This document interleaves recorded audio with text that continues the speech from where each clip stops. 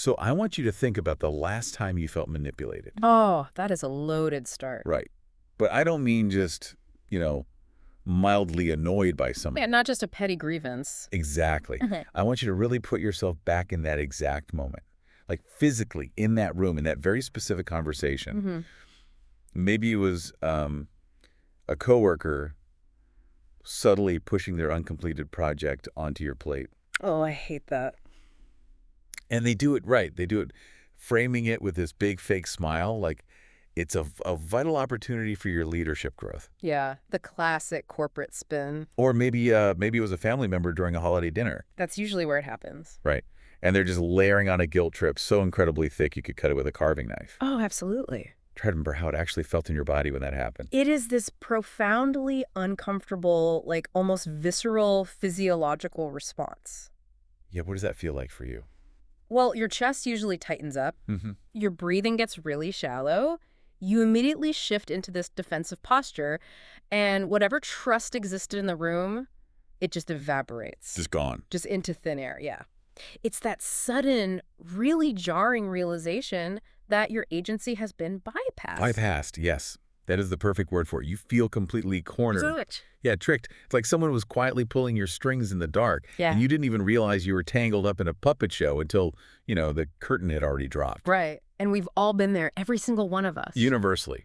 Yeah. I think it's pretty much agreed upon that being manipulated is one of the worst, most violating feelings in human social dynamics. Without a doubt. But, and here's where we take a massive turn today. What if I told you that the entire thing, Okay. that feeling, that dynamic, that villainous puppet master in your head is an illusion? Wow. What if the very concept of manipulation is entirely a myth? Like, what if it literally never happened? I mean, that is a wildly provocative claim to drop right out of the gate, I know. especially considering how heavily our culture relies on the concept of, toxic manipulators to explain conflict. Yeah, we use that label for everything now. And I know it sounds absurd, maybe even a little offensive if you, as a listener, are holding on to a memory of a genuinely bad boss or a toxic ex right now. It feels very invalidating at first glance. Right. But that is the core thesis of today's deep dive. We are looking at a really fascinating piece of source material today. Yes, we are. It's an excerpt from a video presentation titled Communication vs. Manipulation by Yuli Nekrasov. A really brilliant breakdown. It is. And the mission for you listening today isn't to argue semantics. We aren't going to pull out dictionaries here. No, in fact, Nekrasov explicitly tells us to take the Wikipedia entries and the standard psychological definitions of manipulation and just throw them completely out the window. Just toss them. Which is a necessary step, honestly, because he's giving us a highly practical framework, not an academic debate. Right. He is speaking directly from the perspective of intensive communication training. Like real world stuff. Exactly. When you are in the trenches trying to fix a broken dynamic between two people, theoretical definitions just don't help you. You need functional tools. Okay, let's unpack this. Because the goal here is to completely rewire how you perceive conflict and influence. Mm-hmm. The ultimate promise of this author's framework is that if you adopt it, you can transform these incredibly frustrating, seemingly manipulative encounters into highly effective, entirely neutral exchanges. He calls them informational dialogues. Informational dialogues, I love that term. But before we can understand why the author claims manipulation is a total illusion, we first have to understand his very strict, almost brutally rigorous definition of what effective communication actually looks like. And it is rigorous. It really is. Mm. He argues that true communication requires both parties to simultaneously uphold 6 fundamental elements. And this is where we have to establish the baseline. I always think about it like architectural engineering. Okay, how so? Well, if you don't know what a structurally sound building looks like, if Yeah. you don't know where the load-bearing walls are supposed to be, Right, you're just guessing. yeah, you can't accurately diagnose why the roof just caved in on your head. That makes total sense. The author is arguing that true effective communication is actually incredibly demanding. It is not our default setting as human beings. So let's look at the first load-bearing wall. Let's do it. The first element he outlines is goals. Mm-hmm. The author states that both parties must clearly realize and, crucially, verbalize the goals they are setting for the interaction. Yes. Verbalize is the key word. Now, my immediate thought reading this is that it sounds simple on paper, but incredibly rare in practice. It is almost non-existent in casual interactions. Just think about the mechanics of a normal conversation you have throughout the day. People usually enter interactions with entirely hidden goals. Usually without even realizing it. Right. Sometimes, yes, they are deliberately hiding them for strategic reasons. But more often than not, those goals are completely subconscious. What do you mean by subconscious goals? Like, give me an example of how that breaks a conversation. Okay, let's say you walk into the kitchen after a terribly long, exhausting day at work. We've all been there. You see that your partner hasn't taken out the trash like they said they would. Oh, boy. You immediately start an argument about the trash. Why isn't this done? You promised you would do it. Right. Your conscious brain thinks your goal is to get the trash taken out. Sure, that's what I'm talking about. So that's the goal. But your subconscious goal, the real engine driving your frustration in that exact moment, is that you are seeking emotional validation. Oh, wow. You want your partner to recognize that you are tired, that you work hard, and you want them to care for you. Ah. So you're arguing about a plastic bag, but you're actually begging for a hug. Precisely. And because you haven't verbalized the actual goal. Which is, I had a hard day, and I need to feel supported right now. Yes, because you didn't say that, the communication is instantly compromised. The author's insistence on verbalizing the goal forces a radical transparency. It really strips away the hidden agendas. It forces you to say the quiet part out loud, which, frankly, is terrifying for most people. It is terrifying because it requires vulnerability. Exactly. It's like turning the harsh overhead fluorescent lights on in a dark, moody room. Suddenly you see all the dust everywhere. That is a great analogy. But it makes sense. If I don't know what you actually want from me, I'm just guessing. And we are terrible guessers. We really are. Which brings us to the second element in the author's framework: place, channel, and context. Yes. This means deliberately choosing the right medium for the conversation. Like, are we talking on the phone? Are we sitting in a busy restaurant? Are we in the boss's corner office? Right, or are we on a Zoom call with our cameras off? Oh, the camera's off. Zoom call is a whole different vibe. But the author adds a critical caveat here. He says both sides must explicitly understand why that specific channel or place was chosen. Which is a brilliant observation, honestly, because the physical or digital environment dictates the underlying power dynamic of any interaction. I always think of this like home field advantage in sports. Yeah. If you're playing in your own stadium, you have the psychological edge. You know the locker room. The fans are cheering for you. It's comfortable. Right. If your boss calls you into their office and they're sitting behind their massive mahogany desk while you sit in the smaller, visitor chair. They definitely have the home field advantage. For sure.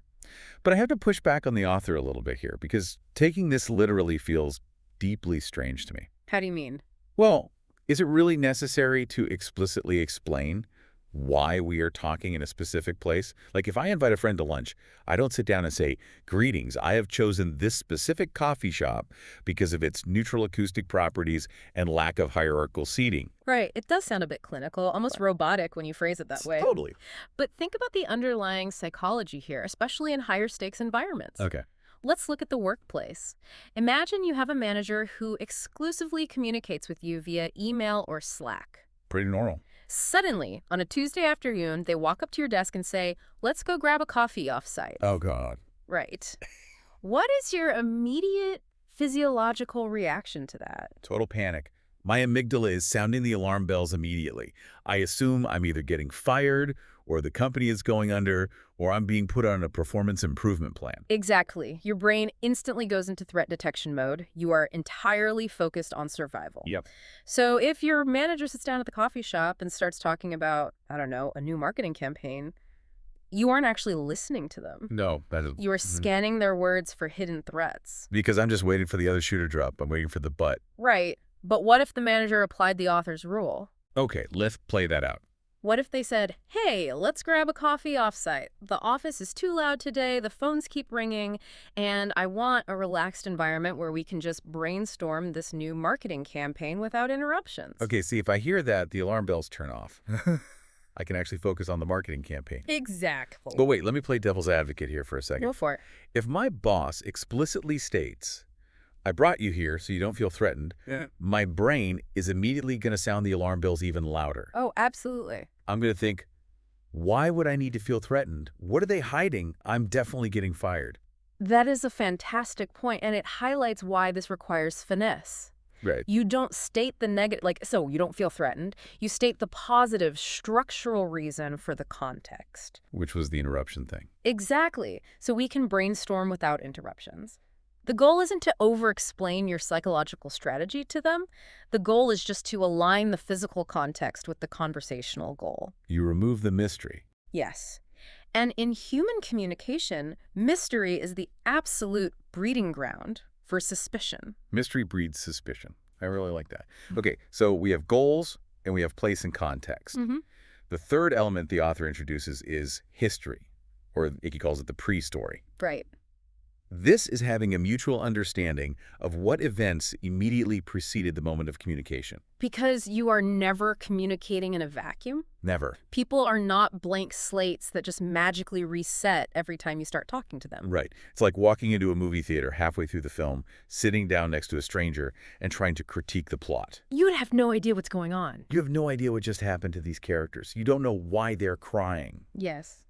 To apply it to real life, if you try to have a serious, meticulous financial discussion with your spouse, right after they just spent 2 hours stuck in gridlock traffic behind a garbage truck, Oh, that is a recipe for disaster. their baseline stress level is already peaking. The history of the last 2 hours is actively bleeding into your present communication. And if you ignore that history, you will misinterpret their reactions. How so? Well, if they snap at you for asking about the credit card bill, you might think they were being defensive about spending money. Oh, right, because that's the topic. Exactly. But in reality, their nervous system is just fried from the traffic. Acknowledging that immediate history, saying something like, I know you just had a brutal commute, should we talk about this later? Is essential for the communication to actually work. It's just basic situational awareness. Yes. Which naturally blurs into the fourth element, circumstances and situation. So if history is the immediate past, circumstances seem to be the broader macro environment surrounding the dialogue. Yes, I like to think of circumstances as the invisible weather patterns in the room. Oh, that's good. Like, is the company you work for currently undergoing quietly rumored layoffs? Yeah, everyone's on edge. Or is your family dealing with a slow-moving health crisis with an aging parent? Are national interest rates spiking, making everyone secretly terrified about their mortgages? Right. These macro circumstances color every single interaction, even if they aren't the direct topic of conversation. It's the invisible weight on everyone's shoulders. Exactly. If we are arguing about the budget for a new software tool at work, but the invisible circumstance is that revenue was down 20% last quarter, we aren't really arguing about the software. No, not at all. We're arguing about our fear of the company's financial runway. If we don't acknowledge that circumstance, we are just fighting shadows. Which is incredibly exhausting. It's a primary reason why conversations stall out. We are arguing the micro when the macro is actually what's bothering us. That makes total sense. Okay. That brings us to the fifth element, and honestly, I think this one might be the trickiest of all of them. Oh, I agree. The meaning of words. The author states that both sides must share the exact same understanding of the content and meaning of the words being used. What's fascinating here is how the author perfectly isolates the concept of semantic gaps. Semantic gaps, yeah. Philosophers of language have spent centuries on this stuff. So many monumental relationship-ending arguments happen simply because two people have fundamentally different definitions of the exact same word, and neither of them realizes it. I see this constantly, like everywhere. Give me an example. Let's take a really mundane example first. Yeah. Think about a phrase like, I'll do it soon. Oh, boy. Right. If I tell my editor I will have a script revision done soon, my internal definition of soon means like within the next 3 to 5 business days. Okay.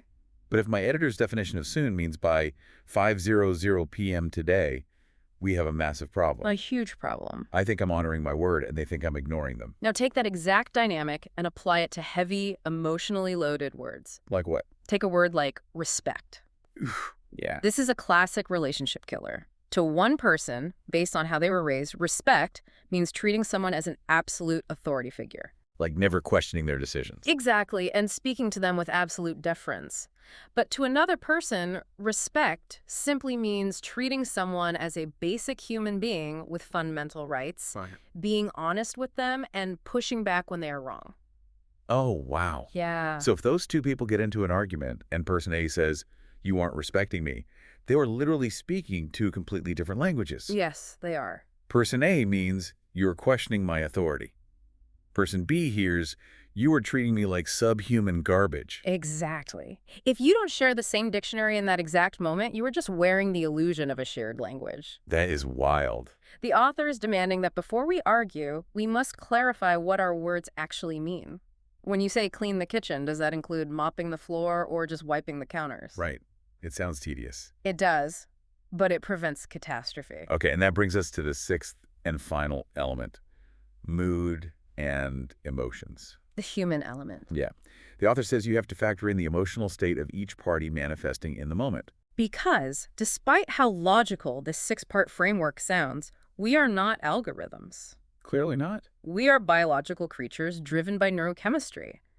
This final element grounds the entire theory in basic humanity. Right, because if I'm hangry, none of the other 5 pillars matter. Literally, if someone is deeply grieving or ecstatically happy or chronically exhausted, that dominant emotion is the filter through which all the other 5 elements are processed. Yeah. You cannot just present raw data to a terrified person and expect them to process it rationally. It just doesn't work. So let's recap this foundation for everyone listening.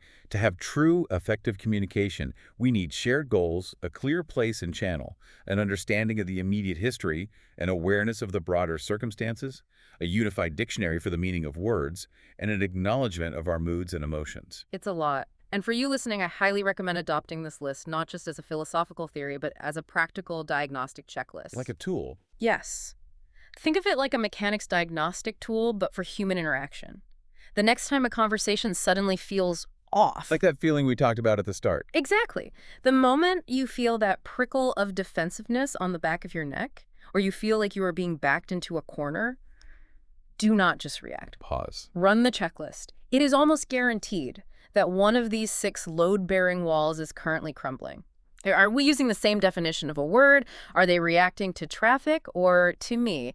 What is the unsaid goal here? Okay, this is where the deep dive takes a massive turn. Buckle up. Right. We've built this beautiful, perfectly structured 6-element communication temple. It makes sense. It's logical. And then the author uses it to drop this absolute bomb on us. He says, and I quote directly from the text, "I assert that manipulation does not exist. It does not exist as a class, and there's nothing to consider here. There is communication." It's a bold statement. He is literally saying that what we call manipulation is nothing more than a symptom of a broken element on that checklist. Yes. So what does this all mean? Because my initial reaction to this is strong pushback. Of course it is.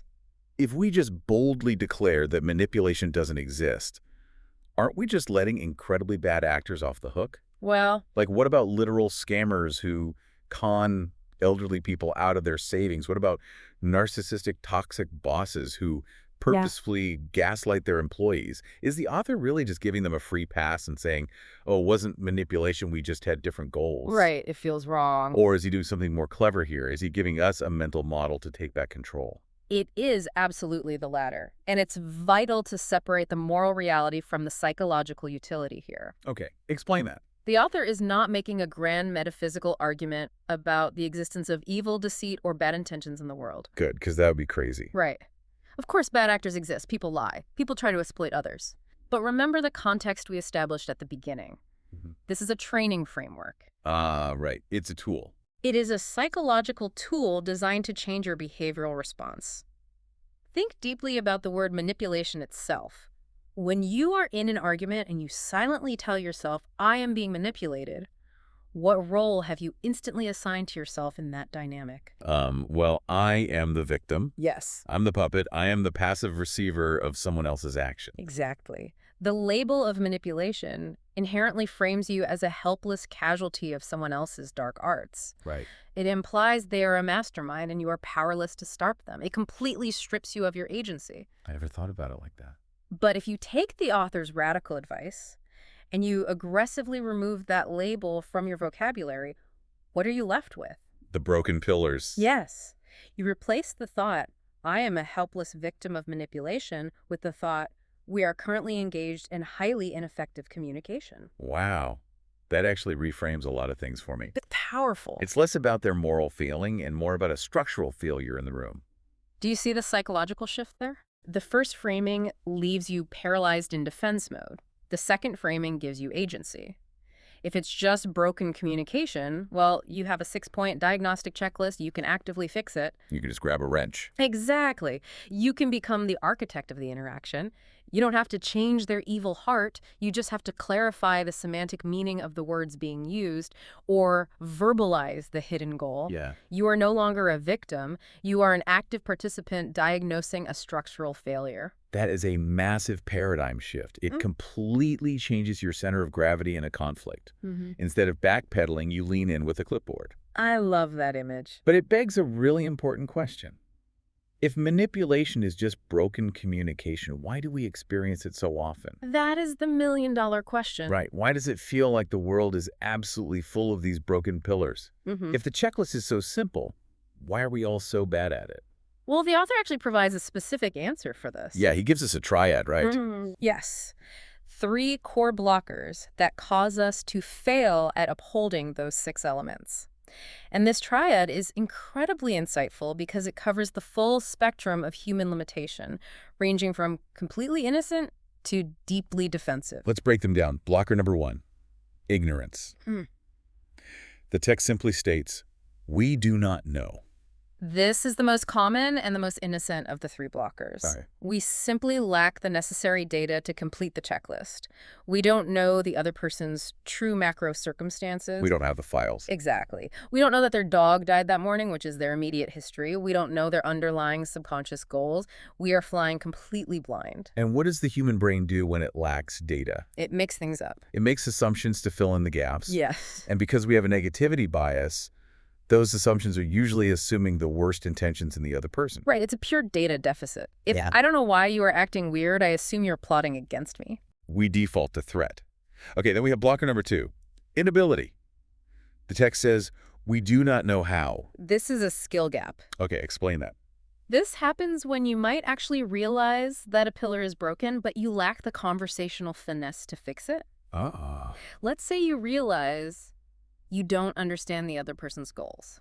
You know you need to ask, but you don't know how to ask without sounding incredibly accusatory or aggressive. Like saying, "What do you want from me?" instead of, "What are we aiming for here?" Exactly. You don't know how to clarify the meaning of a word without sounding like a pedantic jerk. Right? It's the difference between hearing your car engine making a terrible grinding noise, knowing it is broken, and actually knowing how to wield a wrench to fix the transmission. Most of us just don't have the conversational wrench. We just know the car is breaking down. Which brings us to the spiciest of the 3 blockers. Oh, yes. Blocker number 3, unwillingness.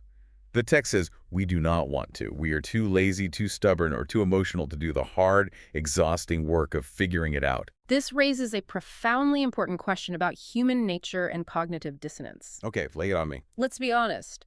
Real, rigorous, 6-element communication is exhausting. It really is. It requires massive amounts of empathy, patience, and vulnerability. When we hit a wall in a conversation, when things get tense and uncomfortable, our ego steps in to protect us from that exhaustion and vulnerability. And what does the ego do to protect us? It grabs a label. Exactly.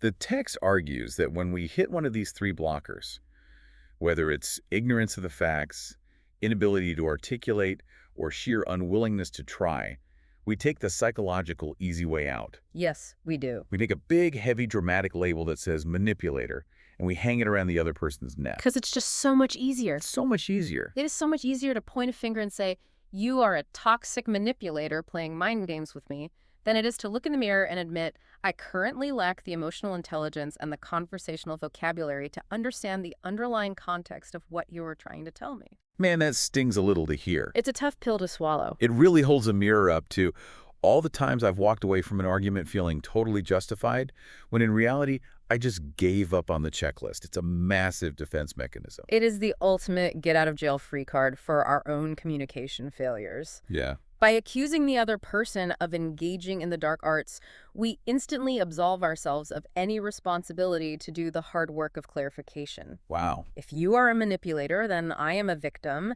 and victims don't have to do the work of fixing the communication. Victims just get to be righteously angry. That is just, wow. Okay. Yeah. Now, to make these highly abstract theoretical concepts really concrete, the author provides a specific, highly domestic scenario in the text. And this is a great example. And we are going to put this scenario under a microscope and analyze it frame by frame, because it brilliantly illustrates how this entire theory plays out in real time. It's the perfect crucible for testing this framework because it involves high emotion, relational history, and money. The big three. Yeah. Okay, here's the exact setup from the text. A husband and wife walking to a fur coat shop. Okay. The wife turns to the husband and states plainly, "I want to buy a fur coat." Mm-hmm. The husband looks at her and replies, "There is no money." Let's pause right there. Right. The author asks a direct question about this exact brief exchange. Is this communication or is this manipulation? And the author notes that if you ask a room full of people this question, they will answer in a chorus. Of course it's manipulation. Without hesitation. Because it feels incredibly loaded. Yeah. It feels heavy and full of subtext. If you put yourself in the wife's shoes, there is no money. Doesn't feel like a review of a bank statement. No, not at all. It feels like a shutdown, a guilt trip, Yeah. a dismissive slap to your desires. Right. But if you put yourself in the husband's shoes, "I want a fur coat," in the middle of a shop, feels like a trap. It feels like an unreasonable demand designed to test your ability to provide. The air in that hypothetical shop is thick with perceived manipulation on both sides. Both are feeling cornered. But remember the radical rule of our framework. Manipulation does not exist. It is a myth.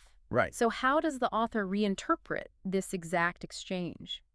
This is where he strips away all the hurt feelings, the ego, and the societal baggage, and looks strictly at the raw data. Just math. The author argues this is actually just an informational message that is lacking context.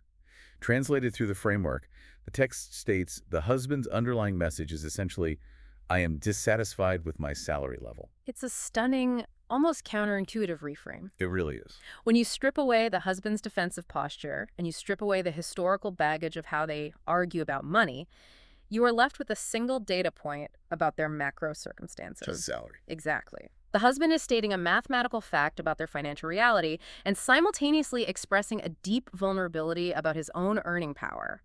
There is no money is a statement of inadequacy masked as a rejection. But because neither the husband nor the wife is actively applying the 6 elements of communication, they are standing at a very dangerous crossroads. Extremely dangerous. And the author outlines 2 distinct paths this interaction can take. Let's really look at path A first, which the author calls the scandal.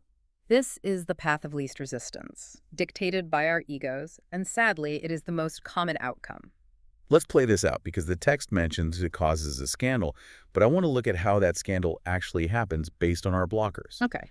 In path A, the husband or the wife takes that big manipulator label we talked about and hangs it on the other person because of their own inability or unwillingness to clarify. Right. Let's say the husband does it. He snaps and says, "You're manipulating me. You know things are tight right now. You dragged me into this store just to make me feel like a failure because I can't afford this for you." Well, that's harsh. Or the wife grabs the label. She says, "You're manipulating me. You always do this. You're just saying there is no money as a way to control what I wear and how we spend our savings." Also harsh. The author notes that the exact moment that accusation is verbalized or internalized, the scandal ignites. And we can use the framework to understand exactly why the scandal happens. How so? The accusation of manipulation instantly and permanently shuts down all true communication. The moment you call someone... This is the alternative script, where the husband successfully utilizes the 6 elements instead of reaching for the manipulator label. And this script, while admittedly very formal, is an absolute masterclass in applying the underlying theory. So here is the literal script the author provides for the husband in path B. Okay, let's hear it. He looks at his wife and says, "Okay, you know how much I earn. Here are my prospects for a raise. Here are our expenses, desires. Let's prioritize what we buy first. Second, plan the budget, decide what to give up to speed up the process, and gladly buy you a fur coat." It's very thorough. Now, I have to stop right here and acknowledge the elephant in the room. I know what you're going to say. If I turned to my partner in the middle of a shopping mall and said, "Here are my prospects for a raise. Let us prioritize what we buy first and second." They'd look at you like you were crazy. My partner would look at me like I had been body snatched by an alien accountant. It sounds incredibly robotic. It sounds like a spreadsheet talking. That is a very fair critique of the text, and it's important not to get hung up on the literal phrasing. Okay. The author is providing a pure, distilled, almost clinical translation of the data structure that needs to happen. The structure. In real life, you wouldn't speak like a Victorian ledger. You might say, hey, I would love to get that for you, but, my paycheck just isn't there right now. Let's look at the budget tonight, see if we can cut back on eating out, and figure out a timeline to actually save up for it. Okay, yes.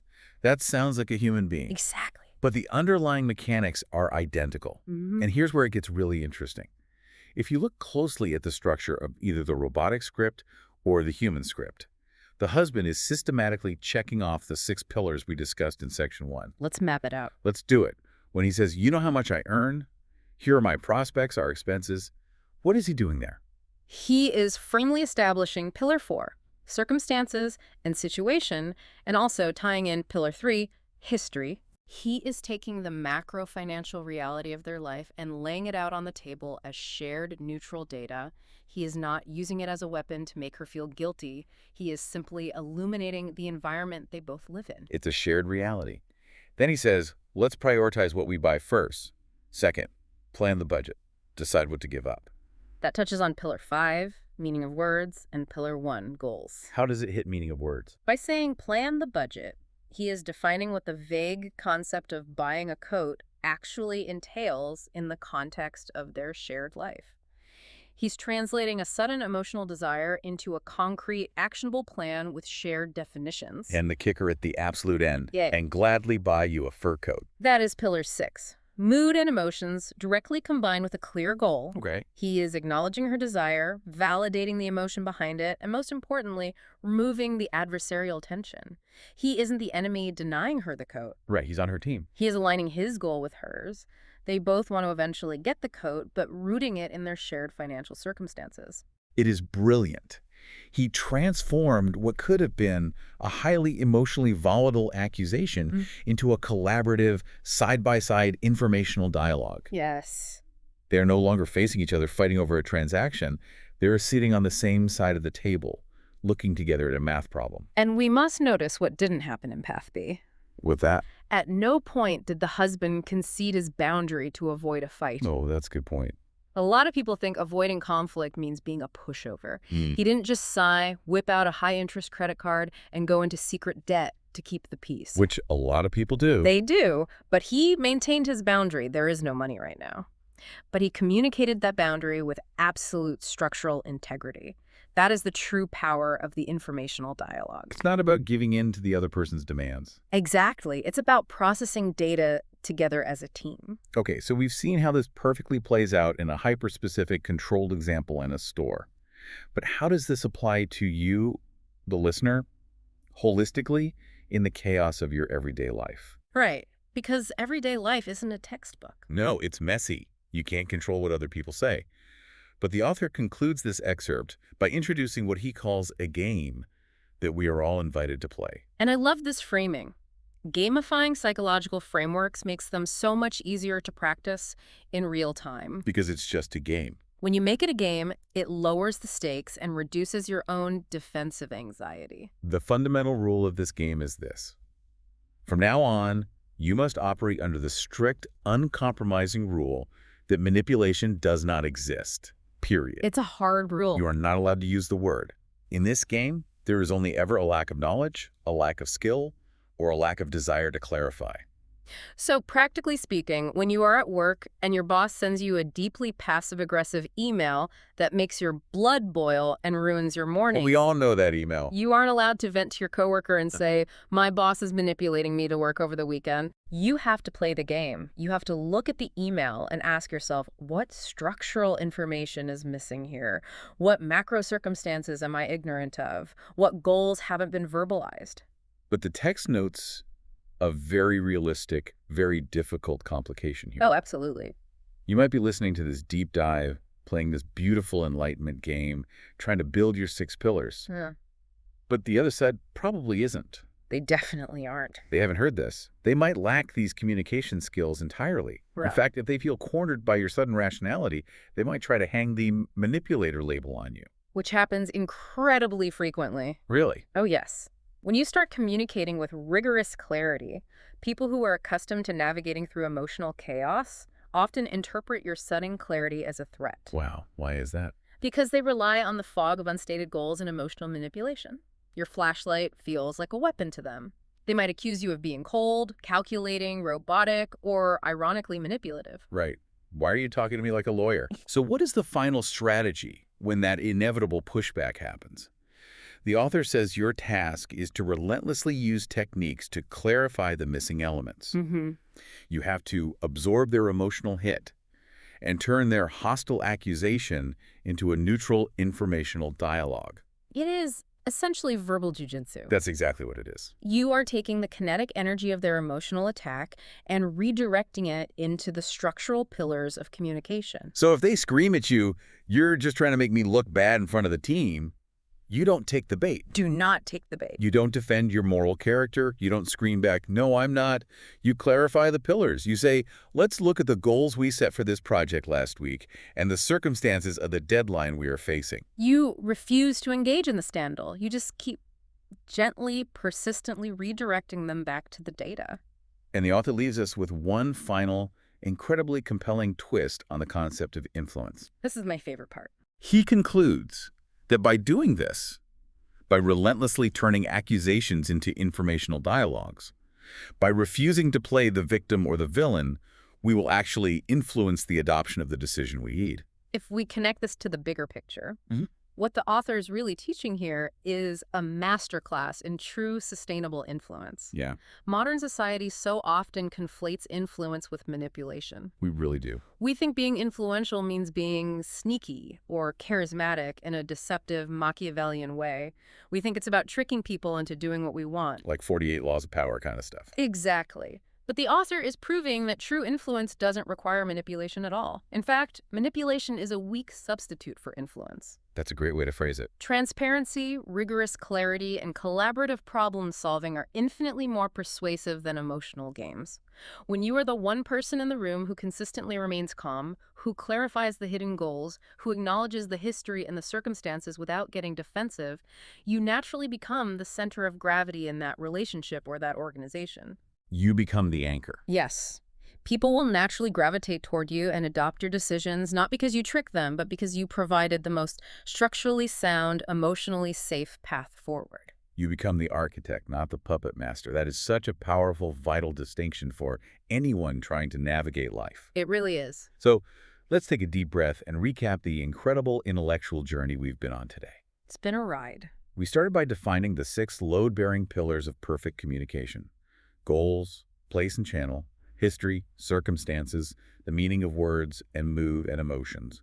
We explored Yuli Nekrasov's highly provocative thesis that manipulation is a total myth, that it's merely a symptom of a broken pillar on our diagnostic checklist. We examined the triad of blockers that cause those pillars to fail: ignorance of the data, inability to communicate, and unwillingness to try. Right. And we unpacked the deep psychological reality of how we use the heavy manipulator label as a defense mechanism to hide our own shortcomings and protect our egos. We took a trip to a hypothetical fur coat shop to see how a potential fiery scandal can be completely diffused and transformed into a productive, informational dialogue simply by aligning those pillars and sharing the raw data. Yep. And finally, we learned the rules of the new game. Yeah. Replacing the helpless victimhood of being manipulated with the active agency of being a communication mechanic, unlocking true, sustainable influence in the process. It is a radically empowering way to move through the world. It takes practice and it takes patience, but it changes everything. It really does. So I want to leave you with a final thought to chew on as you go about the rest of your day. Okay, here we go. The very next time you feel a conversation spiraling out of control, the next time you feel that tightness in your chest and your breathing gets shallow and you are desperately tempted to point your finger and think, this person is actively manipulating me, I want you to stop, take a breath, look in the mirror, and ask yourself the genuinely hard question: which of the 6 pillars are you unwilling to look at right now? Are you playing the victim because it's easier than doing the exhausting structural work of true communication? That is the real deep dive. Thanks for joining us today. We'll see you next time.